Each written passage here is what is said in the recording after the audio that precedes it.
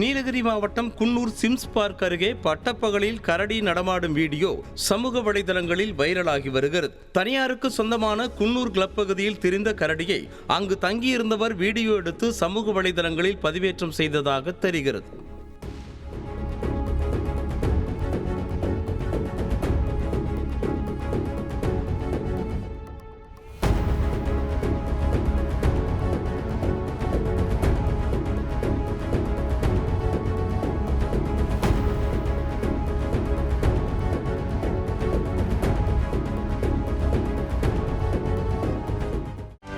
செய்திகளை உடனுக்குடனும் துல்லியமாகவும் தெரிந்து கொள்ள சப்ஸ்கிரைப் பண்ணுங்க.